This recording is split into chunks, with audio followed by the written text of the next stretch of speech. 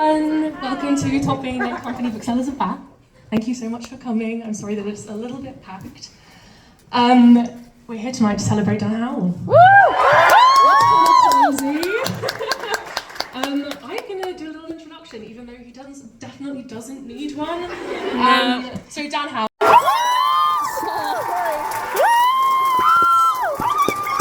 Fuck up, mate. I will actually destroy. Oh my god! Sorry, I just absolutely butchered your book title. That is okay. It's a time, guys. It's a bit nerve-wracking to be up here. Do I need to talk now? Hello? Hi! God said, Dan Howell, shut up. That's okay. Yapping too loud. Is it? Oh, it's fine. It's a mic. Come on. Thanks for coming. I really do appreciate you having a sweaty Friday in Bath with me right now. It's not fine. Excellent. You will get through the first minutes of this book event. It's okay. You won't. Thank you for having me. So I'm gonna. Oh my god, have I been given a wine? Hello, okay. I'm the white girl lately. Love it. This is after I was in a church the other day and then they gave me a warm Sprite. Yeah.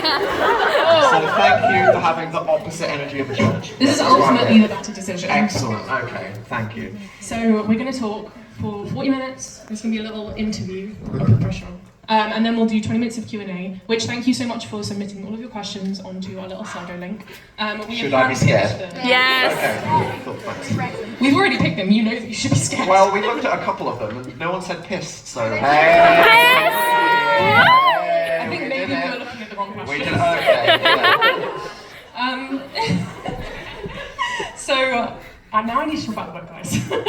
So to state the obvious, you started your career on YouTube. Mm-hmm.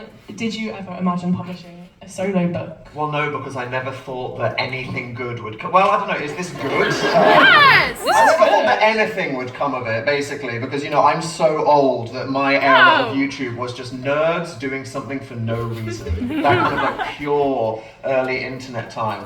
And then when it was, you know, who's got the amazing book is not on fire?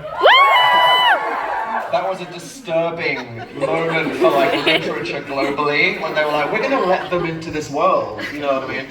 And so for it to get to the point where people are going, unironically, can you help people with mental health? I'm like, how did we get here? Something really weird happened from 2009 until now, and yeah, I'm just glad that my faceplant grinding across the floor experience in life has accidentally done something for someone else, so yeah. If you were to look back at the start of your solo career and know that you were going to publish a book, what book do you reckon you would have published? Oh, if you asked me back then, Yeah. I'd have been like, Dan's tips for staying in the closet. It would have not been bestseller. It would have been awful. And when you started, did you have what was your wildest dream of your career becoming? My wildest dream was maybe I'll have 100 subscribers. That'll be cute. And you ate that. Maybe, yeah. So, what originally bought? Years ago, 1, 2, 3, 4. Pandemic doesn't count. Yeah, makes sense. Okay. Because it was terrifying at the time. Even though I've got this self-deprecating brand and I had this audience that was so supportive, I at the time was like, if I announce any kind of weakness, will people think that I'm less funny? Will they think that I'm not relatable anymore? Will they think that my favorite straight YouTuber, Dan Howell, is like a guy that is weird, is going through this weird thing that I don't understand? And so it was something that I felt I had to do, because in a way that, you know, I would have a very similar experience a couple of years later regarding my sexuality. I just felt like I had to confront it myself, and the advantage of what I was doing on YouTube was it made me feel like if I'm putting myself out there, I can't do that while lying about this huge, you know, part of myself that was inside. So I dread to think how long, honestly, I would have spent not knowing that you aren't supposed to be dealing with too much anxiety or suffering with depression, and that isn't just who you are, and it's what your life can be. So I'm quite glad that this fell into my hands. And have you ever been previously interested in psychology, or was it? Yeah, so I'm one of those psychology A-level people. Yeah. It was the worst. It was disgusting. It was miserable. The amount was awful, and some were super easy. Psychology was by far the most miserable memory test out of anything you had to do. The amount of stuff that I had to remember, I was like, I want to protest. I just don't think I should do this. And then God said, haha, nerd, I'll make you confront this again in 10 years when the world needs it most. But yeah, I think I've always been interested in what makes people tick, and also just kind of looking in the mirror, trying to be like, what the hell is this about? Why? Help. So yeah. And I'm right in thinking that you work with a psychologist to write this book. How was that? Yeah, so because the story of this book is after the storming literary success of the amazing Book Is Not on Fire, people kept coming up to me and Phil just being like, do another book, do another book, do another book. And I was like, when the time is right. And then HarperCollins, the HQ team, came to me and said, we really think you should do a book about mental health. And I was like, you've got to be joking. I'm the least qualified person in the world. And they said, medically you are, but also people, they like hearing about your pain and laughing at it. So we think that's a good enough in to justify printing a load of paper. So I thought, okay, let's maybe have this chat. And my number one concern was, I think there's a lot of people that write really valid books about their own experiences in life, but then when they start giving advice, it gets a bit strange because you don't know whether you can trust what they're saying. And I'm not saying that people would go, why the fuck are we listening to what Dan Howell's got to say about something? But I really thought it was important that we had a seal of approval saying, just so you know, I'm going to write this, someone has fact checked it, I'm not just making up stuff that I think sounds like a nice idea. And that made it much harder, because a lot of the time I would even be telling stories about my own life, and then a psychologist on a Google Doc would be like, this is problematic. And I'd be like, but I'm joking. And they'd just be like, yeah, but that's just a really unhealthy way to look. I know, yeah, but I know it's unhealthy, but it's my unhealthy way. She went, just don't say it like that. So it was a good learning journey to the point where, you know, what has been in here is stuff that you can count on, which I think is as helpful for me when I read it back and I go, I can trust what I said on page 202. So yeah. A lot of authors don't read their books once they've published them, have you? No, I mean, I struggle to rewatch my own YouTube videos. People love to trigger me with that kind of content, but it's, I do actually reread this book quite a lot because I don't remember what I wrote sometimes. And I think that people in my life have weaponized it against me because it means I can no longer moan to my friends, because they'll be like, well, that just sounds like you're trying to predict the future. And I'm just worried about this event. Well, that's like a catastrophic way of thinking. What are you talking about? They're like, you wrote that in your book, Dan. I read that in your book. And I'll be like, shut up, Susan. So I do frequently come back to it to kind of, you know, remember what I said, to remind myself of sometimes even just how I overcame a period of my life. And I'll be like, that's how I did it. I can do it one more time. Yeah, for sure. And so, even though you may have like experienced therapy or its impact to a certain capacity, did working that closely with a psychotherapist like teach you anything? Anything that stood out to you that you wouldn't have thought about before? I think it was definitely the general reassurance that mental health and our emotions aren't this scary, unknowable, mystical thing that we just have to deal with. Because some people be like, I'm just sad, that's my brand. And it's like, okay, well, you can choose for that to be like your Tumblr HTML theme, but it doesn't have to be your lived experience permanently. Because ultimately, we're just complicated monkeys. We're just screaming, thinking about lightning and saber-toothed tigers, and then now people are like, you've got bills and student loans, and we're not meant to comprehend this level of horror. And that's what anxiety is. And so that means that science can also help us by saying, we actually know why you feel like that. It's your brain trying to make sense of situations like this, and there are X, Y, Z things you can do to change how you feel. And for me, that was really reassuring, because when I was first dealing with depression, I was thinking, is this just, I'm broken? Is it just what my brain was meant to do? Am I going to have to take a medication that will do something, and that's a part of my life for the rest of my life? And then you have people like Dr. Heather, who consulted on this book, that go, there are so many ways that you can approach this, and all of them are valid, and it's about ultimately what works for you. So I think it's reassuring to know that there is actually not just, yeah, you can get through it. It's no, there are things that you can do that will work. Do you think that any part of this book helped you to rediscover who you are as a person, or was this very much an expression sorry, I'm not going off script. No, do it. Go dangerously off piece. Let's see what happens. Yeah, is it very much a reflection of your time rather than, a re-exploration? I think a lot of this kind of forced me to confront times in my past, particularly when we were talking long term, like the third part of the book, which is about, okay, I know what I can do when I'm having a tough time, I know things I could do tomorrow, but long term in my life, what do I need to start thinking about my past and my future? And that got me thinking, what parts of my childhood do I need to try and understand and reframe? Because so many of us, and I'm sure a lot of you in this room relate, especially when you're younger, are like, I just want to run away from right now as fast as possible. And I think so many of us go, I'm going to change where I live, I'm going to find new friends, I'm going to, so many changes about myself. And it's so important to go on a quest for authenticity, to create the life you want, to be who you want. And at some point, it's not saying you have to confront your past, boo, but I think that it is, when you feel comfortable, quite important to look back at who you are now, why you feel the way you do, and just try to understand and kind of forgive your younger self that was not responsible for anything that happens when you were that younger, and then go, I understand how you got here today, and I'm okay with that. So it can be one of the hardest things. People think that, dealing with a panic attack is bad, and it is in the moment, but sometimes going, all right, long-term future, how am I going to reframe my thoughts so I talk to myself more kindly? Whoa, that's hard.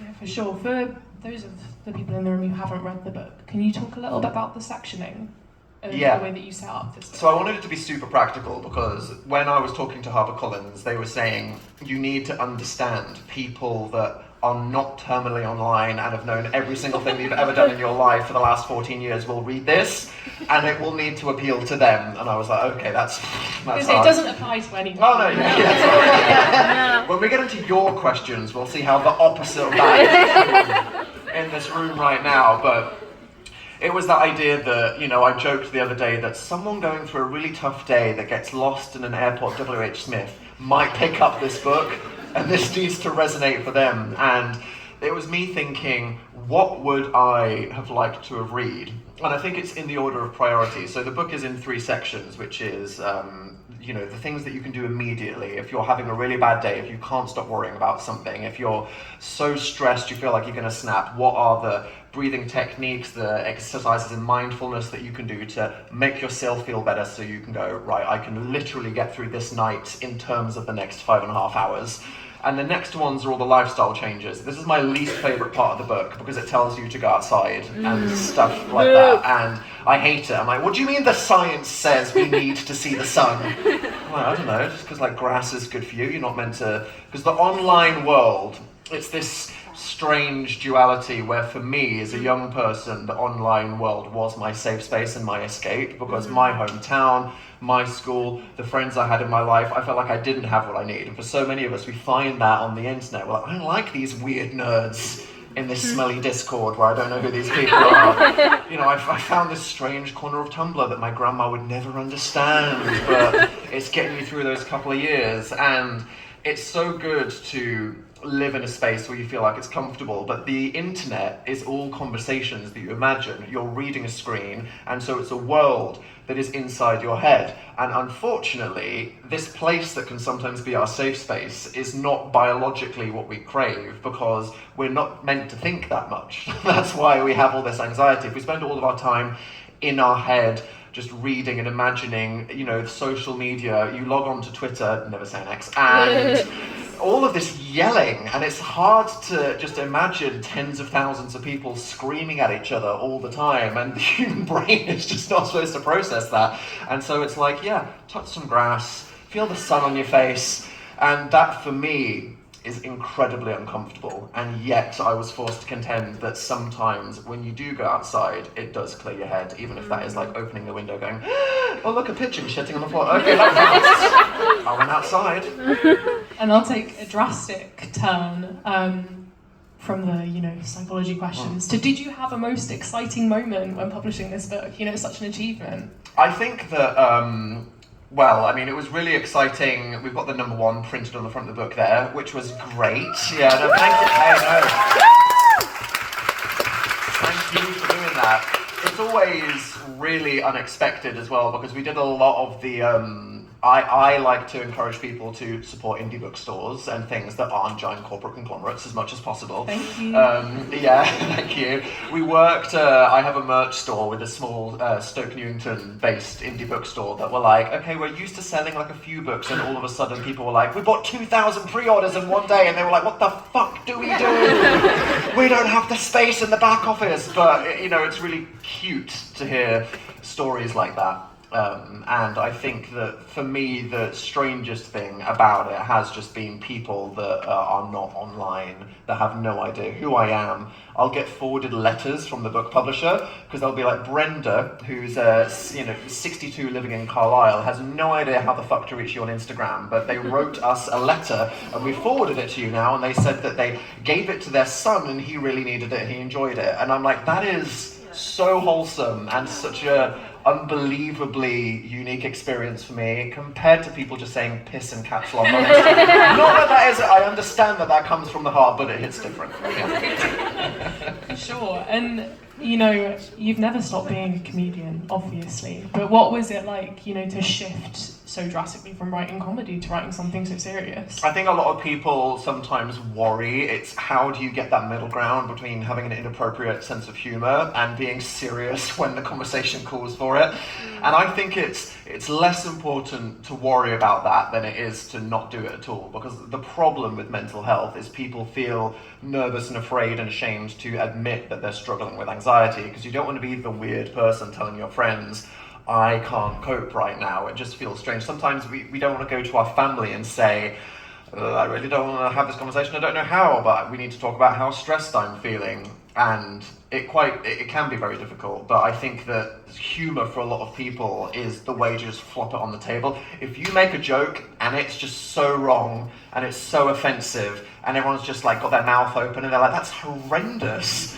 But then at least you put the topic on the table, and after apologising, then you can be like, well, now we know how to work on it. So I would say don't let anything hold you back from doing it. For me, the middle ground was going, right, I know how I'd want to say this, but Brenda in Carlisle does not want to read that filth.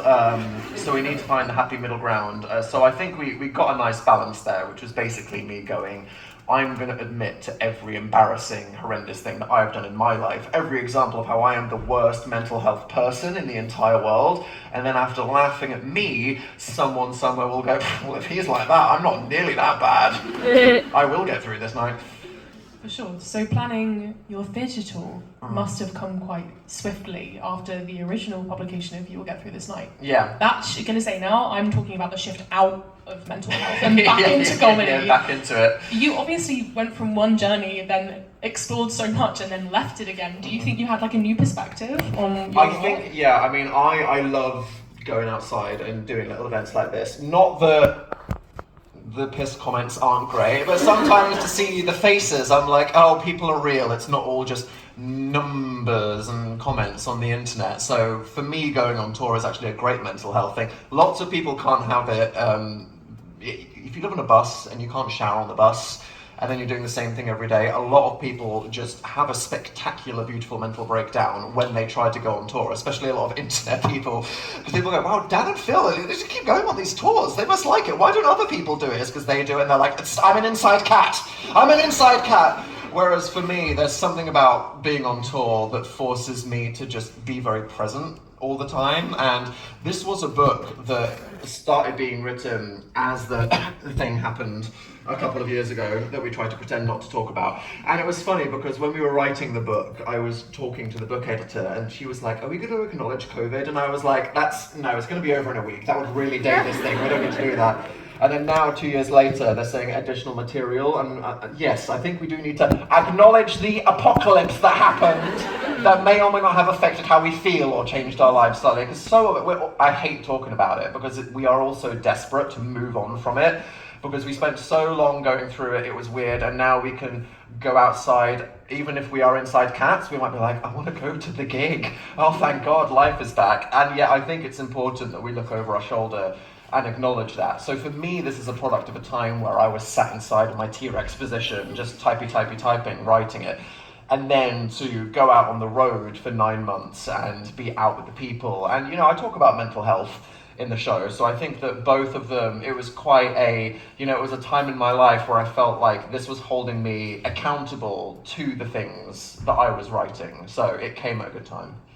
And so, sorry, now I'm going to talk about the pandemic. You let's- said you don't want to talk go. about it. This obviously was a little pandemic baby. Yeah. And what, My little M-Preg moment. It was like, No. I said that you could say anything in this bookshop, there's but a that's a bit paranormal far. erotica section somewhere here. I don't need to talk about it. Where's the horny dragon shelf? We know that it's here somewhere. I know it's in right now. I can pinpoint Yeah, it. okay. We've probably got a section. They had me signing books in the crime room earlier. Yeah, but it was next Crime door room. to the horny dragon section. Lovely. Okay. Oh, I've lost it now. Something book Pandemic apocalypse. baby.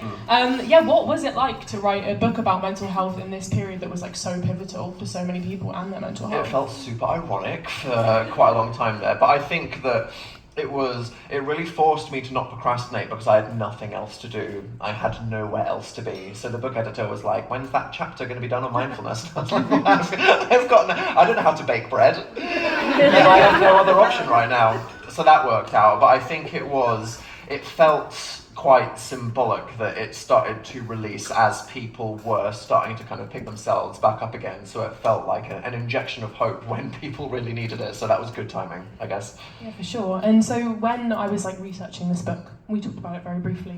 A lot of people pinpoint your experience of being queer in relation to this book. And so my question, sorry it's long, so I'm going to have to read it. Go, I like it. Is that being queer doesn't equal the product of your work always being about queerness, but what do you think your experience of being openly queer online changed your perspective of mental health and therefore the way you wrote this book? I think it's always going to be intertwined because any aspect of your identity, like race, gender, sexuality, it's going to inform what your experience is. And for me, obviously, what the homophobic environment that I grew up in is probably a big contribution towards a lot of the long-term issues that I have with self-esteem, the way that I'm, bad at policing my own thoughts. And so for my writing about mental health, the perspective comes entirely from, my identity as having a queer life. And the interesting thing is that, everything that I do is inherently queer, even if it isn't explicitly the gay sad book. I think that sometimes you do get pigeonholed, which is interesting because we have to do a lot of press. People are forcing me to make TikToks right now. It's like a nice compliment. I'm almost done. It's okay. But then you get interview requests sometimes, and then it'll be like, gay, this, that, and the other. And I'm like, that's, it's important sometimes. I've had requests. Someone wants me to come on the radio because they're doing like a pride playlist, this, that, and the other. And it goes, that's great. It seems like a celebration. Other times it feels like people want you to lean into it in like a slightly, look at the thing over there kind of way. So it's about managing that. And I think for me, it's important to kind of, I'm not asking to be forced to be an ambassador, and yet I feel like I need to make sure that things are being portrayed in the right way, because especially, as I'm sure we all know, in the mainstream media, we live in like dystopian turf island right now in the UK, so it's making sure that if you're speaking to some old TV company or a newspaper, that if they're going to bring it up, I need to make sure that they're talking about it in the right way. So it feels like, if it's a part of you, you're going to have to fight for it. And you wrote this after you came out. Do you think, I just think it's an interesting one, do you think that the way that you wrote this book would have been different if you had I don't think I'd have written the book if I was in the closet, because I think it's only because I went on this, you can see the pipeline, like the pipeline of like Dan and Phil to lesbian trans mask. It's the same thing, it's like the pipeline of like YouTube depressed gay book. It makes sense in that I came onto YouTube very innocently wanting to make stupid videos about awkward, socially relatable things that I did, just sharing embarrassing stories from my life, and every single time I did that, it cracked the door open a little wider to be like, the more embarrassing it is, the funnier it is, the honester it is. Author, hello everybody. Don't tell me. The more that people will appreciate what you're saying, because I think authenticity is what people are drawn to, and that was ultimately the lesson there. And it's only because I had this audience that say, oh, we like you, thank you for talking about this. Someone would be like, Dan, you talked about selling an axe to a child and how you got fired. And I got fired for being an idiot. And I just want to say thank you. And that made me go, can I do the same thing but with depression? And it sounds glib, and yet it's entirely what happened. And it's only because of that I felt like, do I have the nerve to finally confront my sexuality? And now, and I think it really just says that ultimately it's healing for yourself to be authentic, but I think the people around you will also benefit from it. And it's understandable that so many of us need to take the time that we need in our individual circumstances because of the environment that we live in, the circumstances, to go on your growth journey to create the authentic life that you want for yourself, whether it's your dream job or the friends or where you live or how you identify. But as long as in the back of your mind you're going, I'm still going to head towards that direction, I think you'll be fine. I've lost my question. It's because I'm darting around. It says tickets and wine at the bottom. Yeah, it does. The fun part. So, oh my god. Yes, if you could give your 18-year-old, fresh to YouTube self any advice now, what would it be? Cut the hair when it gets to this length. Or if you're going to get to that length, do something nice with it, you know what I mean? Keep it wavy and long, but don't straighten it long.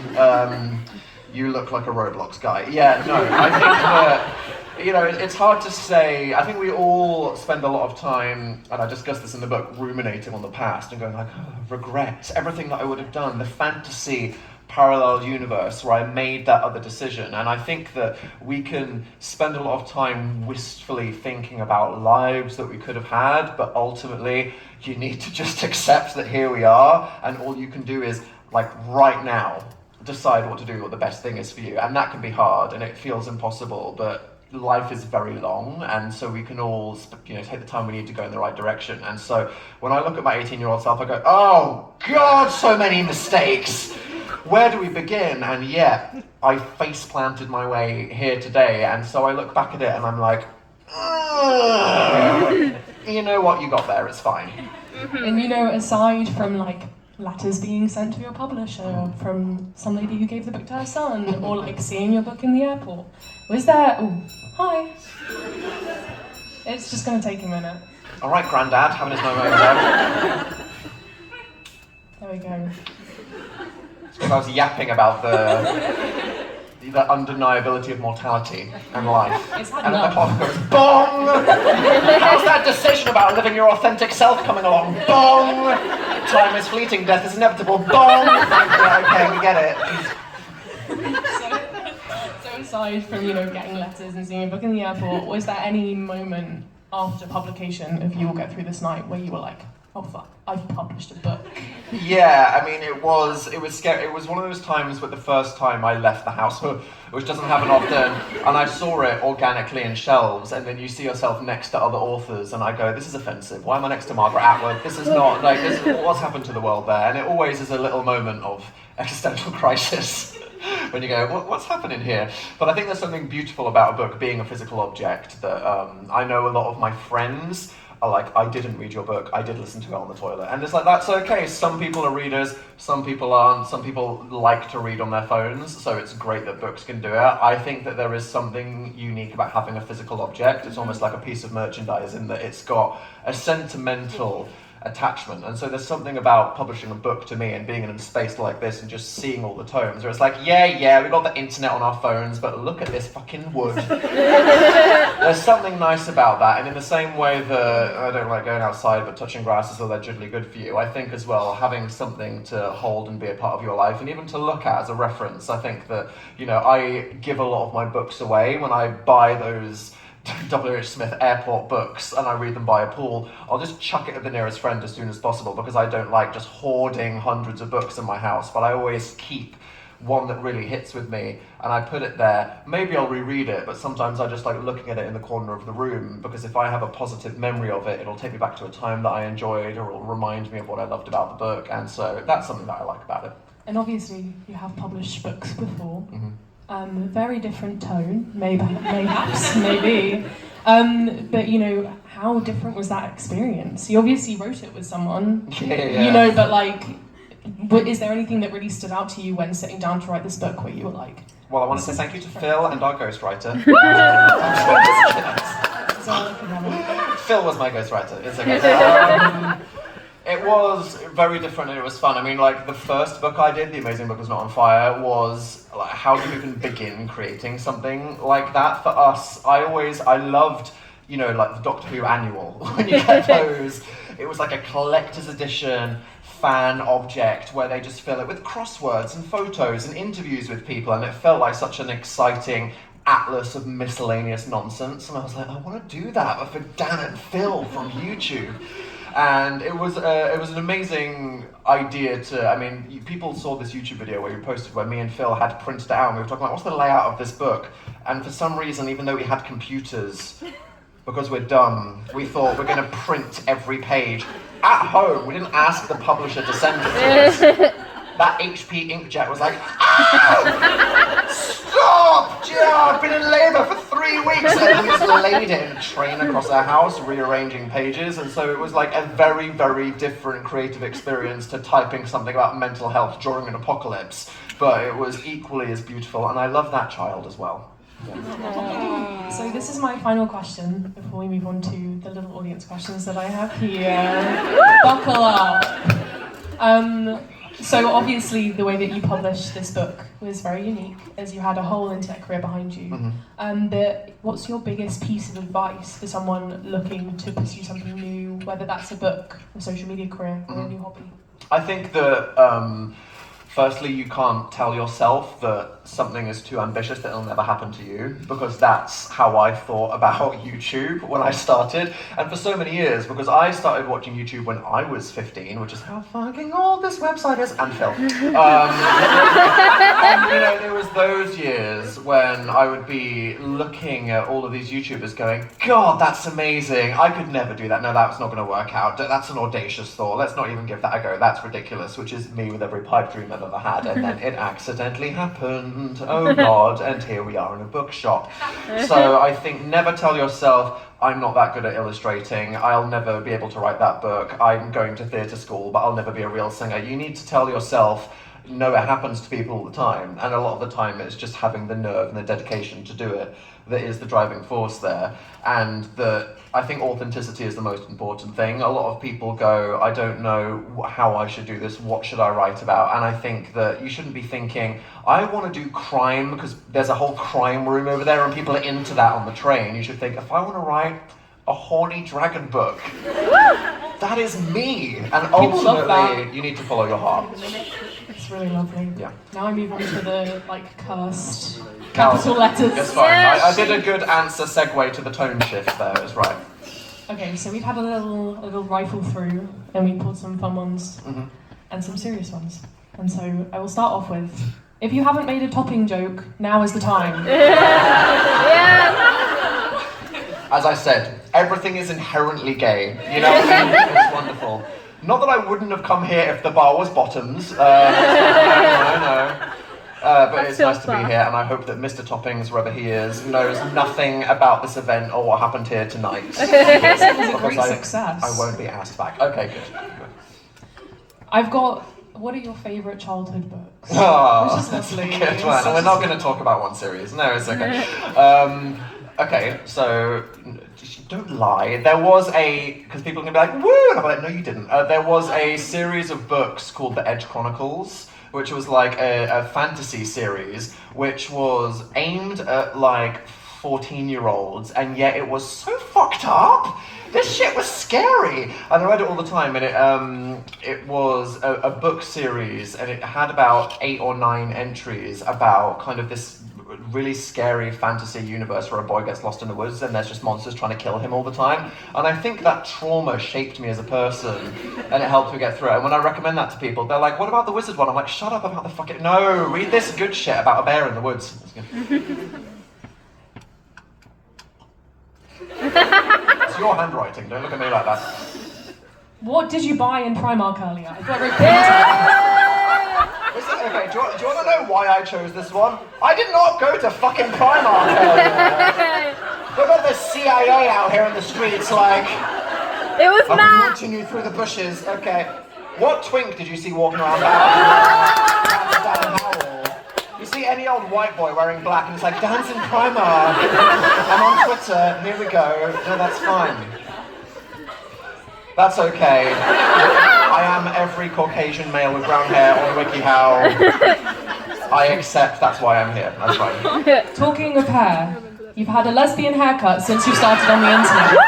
Do you think you'll ever be ready to let it go? I think that this is a serious question. I had that brief moment during lockdown where like the medium length hair happened for a bit. Well, we have two periods. We have square hair, moment, and that's when I was in the straightening externally and internally era of my life. Don't recommend because of the burns, externally and internally.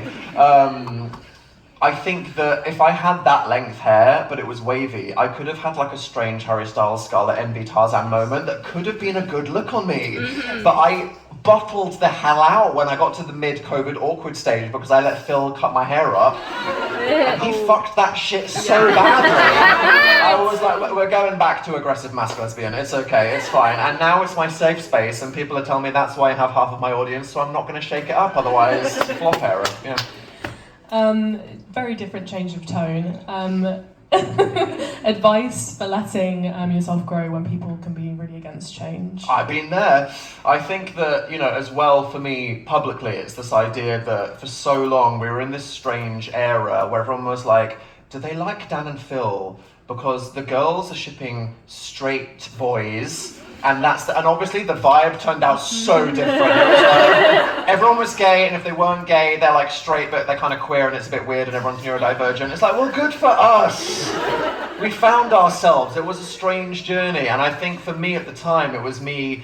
There was this constant pressure of me going, I want to just do what I want to do. I want to be authentic to myself. And yet there's this really loud comment section. And there's this, I think that we all experience it. Obviously, I had a really extreme experience of feeling like I was beholden to an audience, but I think we all are in our life because we have the audience of our family, we have the audience of our colleagues, we have the audience of our own expectations for our lives. And I think that ultimately we're always trying to find this balance between going, I want to be accepted by the people around me, I want to succeed in the situation I am, and sometimes changing it up or feeling like you're going to do something that maybe people won't like is really, really scary. But I think the longer that you make those decisions, the more unsettled that you'll feel. And I think life is just a constant balancing act between having to put up with other people's bullshit and then occasionally doing stuff for yourself. And it is going to be uncomfortable either way you tip it, but you can't do what I did for 29 years, which just go, I love boobs. Yep. I love boobs in like a respectful way, you know what I mean? Yeah. They're great. I suckled off one. 5-star on Yelp. Respectfully. Okay, yeah. Okay, Mr. Toppings is going to come down and kick me in the shin. He doesn't need to know. He doesn't need to know. Right. Which part of the book means the most to you? Why? I think that, honestly, I said the hardest part was for me to confront with was how do you change your lifestyle? Because imagine being me with my ass locked down, eating pasta 4 times a week with Phil in the basement, surrounded by cardboard boxes, going, you need to exercise for your monkey brain part of you, just going bullshit. I think the hardest part of the book to write was the first one, and by the first one I don't even mean advice for mindfulness and how to help yourself when you're feeling tough. It's going, I'm writing a book about mental health, and it's trying to pitch that middle ground of who is this book for and what do they know? Because I think so many of us are genuinely, I'm looking at you, I'm going to give you a compliment. There are a lot of very intelligent people out here. I can see some people going yes, and someone's going, I'm a dumb bitch, that's my job. You can choose to identify with whatever aesthetic you want. And some people are going, I'm a psychology major. Someone will go, I know literally nothing. And it's how do I write a book that is for everyone and no one, that to some people might be condescendingly obvious and for some people might be mind-blowing, or maybe I'm taking for granted how much I've talked about mental health on the internet, because I think that we have this community that's quite open and we discuss a lot of things and it's really healthy and it's a good community for mental health. I think it would be quite ignorant to imply that the world is on our level when it comes to talking about what is authentic and what's okay. And I had to constantly remind myself in this book that I've forgotten the name. Who's our person living in? Brenda. In Carlisle. I thought it was Susan. Law. that they might be reading this and they might have never known what the word anxiety is. And so how do I go, okay, page 1, what is mental health? How do we go there? And I think that I spent 4 months rewriting that section, because I can go, all right, practical tips for what to do when you're buried in Pringles and you're having one of those depression weeks. Here we go, I've got this one in the bag. Whereas for me going, right, how do I help Brenda? Okay, we need to come back to this. So it was kind of the first and the last thing that I wrote. Why do you own a voice-activated bin? It's good. This is, we've got the audience questions here. It's wonderful. So me and Phil, we needed bin, and then we were like, where'd you go? I think we were on the John Lewis website, and then it was sorted price high to low, and then we saw this trash can that was like £62. Like, why? And it said it's a smart bin, and then I had a complete freak out because that's camp. Like, Alexa does not need to be literally rummaging through the shit, and yet here she is. And so it's an American brand, because obviously only Americans will come up with some shit like this. And so the funny thing is, it's like, it's any old bin where you can walk up to it and it functions, and yet if you go open can, it opens from across the room, and that was so camp. I was like, am I gonna waste £16.50 right now getting this trash can? Yes. And the best thing is, because it's American, you can't say bin. So if you're like, bin open please, or like, open bin, it doesn't do anything. You have to say can, and you have to say it in an offensive American accent. And it's honestly the fun we get out of trolling the shit out of people that come to my house. If you see my grandma Veronica over in my house just going like, open can, open can, and she's holding this thing, oh, I'm gonna drop the thing on the floor. I'm watching her suffer and I'm loving every minute of it. And then across the room I go, can, and then it goes, yes, fill me up, daddy, it's good. Yeah. So that is one of those tips that adds joy to my everyday life. I love that smart bin more than I love myself. Will we ever get more Dystopia Daily?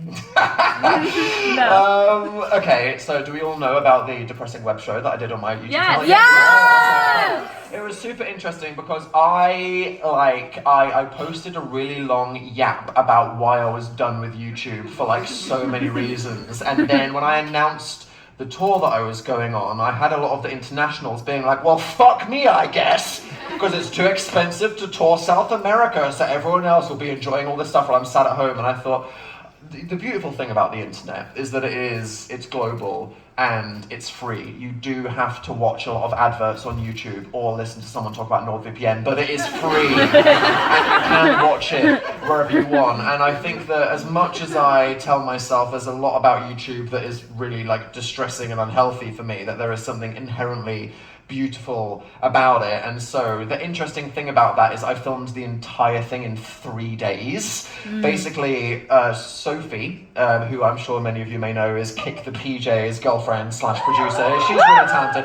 I was like, I've got this idea that I had super last minute. I want to do an ironic like late night show on my YouTube channel that is about how much I don't want to be doing stuff on a YouTube channel. And we rented a random sweaty hole in East London, got a bunch of vaporwave aesthetic shower curtains from eBay, and then spent 3 days of me yapping my tits off in this studio. And when I look back at it from that perspective, I'm like, I don't even know how I did that. That's really weird, because I really pumped out that kind of stuff. It was an interesting experience because we had the video that I accidentally said the C word and it got demonetized, which was good, but then I had someone from YouTube tell me that I wasn't gonna have any ads on my channel or be in the algorithm for a month because I was on the naughty list. And I was like, it was an accident, I didn't mean to. And they're like, I don't care if you accidentally forgot to censor something, you idiot twink. And I was like, shut up, idiot. I'm being censored. But it was beautiful. I think that the idea is, would I do it exactly the same way? Would I do it more often, longer? Would I break it up, do it a series? I think the interesting question is, will Dan Howell ever post again? I don't know. It's interesting, because what kind of YouTuber should I be? I think back to 2019 and go, should I just be one of those people that does a video essay once every 4 months? Mate, it's a good genre, right? You know what I mean? Yeah. The neurodivergent people are sat here going, yeah. You give me that one video essay, I'll rewatch it every day, I don't need daily content, it's fine. Yeah. But then on Dan and Phil Games, we're giving the people the highest form of art, which is British light entertainment. It's good. It's like my dad used to sit down and just watch panel shows on Channel 4 all day, and I'm like, that is the same shit, honestly. And I think that it's our culture to just look at British people yapping about absolutely nothing. So there's so much I can do. I think that, we'll see what's coming next. That sounded like a threat. Okay, I can't get told off for saying this word. Girl, why are you still pissing on Twitter? Why am I still pissing on Twitter? Yes, I made my icon yellow in solidarity with all of you. And then because I had a verified account, Twitter said, you can't change it now. Like, this is locked in for a week. Because it's like, if we give you a tick, whether you like it or not, then we have to make sure that you're not doing anything weird. Because I don't know if you know, there's a comedian called Jabuki, who's like a great Twitter user. He changed his name to @FBI when he was censored, and then said like, sorry for killing Martin Luther King, which was an iconic Twitter troll moment. And then Twitter were like, okay, anyone verified can just change their fucking name to anything. And so now they go, okay, Dan, you want to be Piss Yellow Dan? You're Piss Yellow Dan for a month. So I forgot, and fuck all of you for making that happen. Okay. Very slow for you. Oh, you made a Piss Yourself for Dan bracelet. This is long. It's a craft. It's beautiful. And it goes on my sleek feminine wrists. It's nice. It's good. You should have made them for the entire room. That would have been well, I missed out. Go to Greg's order. Go to Greg's order. Yeah, I don't go to Greg's for the drinks. I am a slut for the vegan sausage rolls. Yes! It was like, you know, the week they came out and everyone was talking about them. I was like, all right, I'm going to see this thing. And I was like, hell yeah, give me the sausage. It's about that. And it's that thing where you're walking past it and you're having one of those mornings and you're like, I need it. I need to shove it in the hole right now. It's fine. It's gonna take me where I need to go, like energetically and emotionally. Thank you, Greg's. Yeah. And now I have just two actually really nice and serious ones. Okay, Sorry guys, yeah, all of your questions be normal about for a pissing. second. Sausage, mental health. Right. Yeah. Oh, actually, this one's funny. Okay. Advice for when you're on a total mentee bee and need to get your shit together. When you're about to have a mentee bee. It was actually written, I just didn't even abbreviate that. It was an actual thing. I love that. Well, I think firstly, great use of mentee bee because it totally took all of the emotional pressure out of the act of having a mentee bee. I am going to co-opt that now, thank you. Yes! You will not get a credit for the ghostwriting. I think that ultimately sometimes mental breakdowns will happen and they're natural, and that it's your body's way of saying, I'm not going to let you pretend that this isn't happening anymore. And sometimes it's one of those cringe, amazing phrases. Sometimes breakdowns can be breakthroughs, and you're like, oh. And then you go, sis, that is so true, definitely. Because it's only after I had repeated homosexual mental breakdowns that I have nothing to do but force myself to confront the reality of this situation. So sometimes you just got to let it happen, and that can be awkward. And then on the other side, you'll go, hey, it's only up from here. And that's optimistic. I think that if you're really struggling in a moment, you go, I can't have the mental breakdown because the psychology A-level is tomorrow. I need to pretend to have my shit together. That's when you do some of the practical tips, which you change your environment. You can have something sensory. I have a lot of friends that deal with panic attacks, and for them they say that, for example, running their hands under running water takes them out of their head. It reminds them that they're a physical person with senses. You can go up to a candle and just go, okay, and then suddenly you're just taken out of the thought hole. You can listen to your thoughts sometimes and go, right, yeah, I'm imagining death, everything's terrible, it's the worst case scenario. Hypothetical, will it go well? Don't think it could, but let's just manifest that reality, and you just need to try to emotionally slap yourself in the face. It will be fine. This is my final question. You're double my age, sorry. Oh! Do you ever overcome the fear that things won't work out? Yeah, well, yep, shout out to me being half my age. I think that, especially when you're younger, the issue is that you don't have a lot of power over your life, and the issue I dealt with was just thinking, I think this is who I am. I think this is what life is. I think that the environment I'm in now is going to be the case forever. And there's two sides to it. I think that a lot of us need to know we have the power to, stand up for ourselves, to create the life that we want to have. And also, there's just the inevitability of time, in the sense that you are half my age. You will also be fucking old at some point.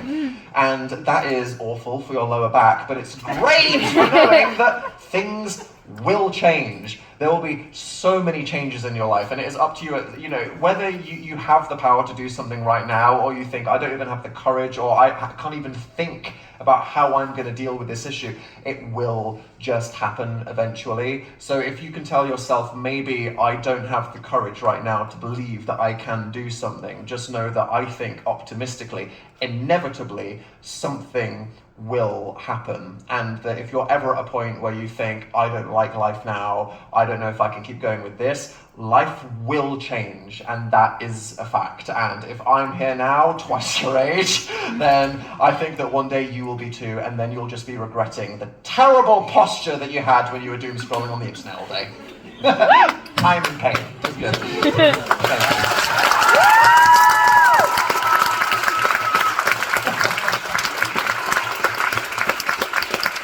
That was a nice last one. Well done, you did it, people, wasn't it? Also, you chose to put the nice one last, so thanks for landing the plane. You're so welcome. I now have to execute the tickets and wine, writing at the bottom of my little bit. Unfortunately, that is the end of the evening tonight, and Dan has to rush off for a train, so unfortunately there won't be any dedications.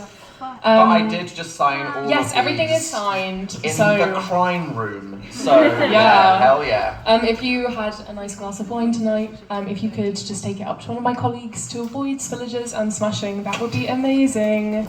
And anything that you pay to come tonight, you get a copy of the book. So please use it. But thank you, Dan. Thank you again so much. We love you.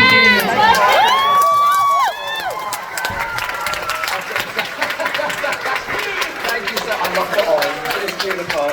Oh my god, you people are going to make me... Oh, beautiful. I love it. If anyone's brought anything and you want to give, we're just going to start taking all the stuff home forever. I should take the selfie with you all. Yes, thank you. I'll hold this for the photo because it will make this look classier than it was. Thank you. We're not going to talk about the weird questions. We're just going to pretend it's like a flowers and intellectual conversation moment. Okay. Right, let me see who I'm going to fit in and who I'm going to... There's someone across the street with a Costa, I'll try it. Okay, we can do... Right, I'll do it in two halves. I'll do you guys. Ooh, wonderful. And then over here, you guys. And then I think I'm discriminating against you. Hey, wonderful. All right, I'll post that on the secret Twitter. Thank you very much. Yes.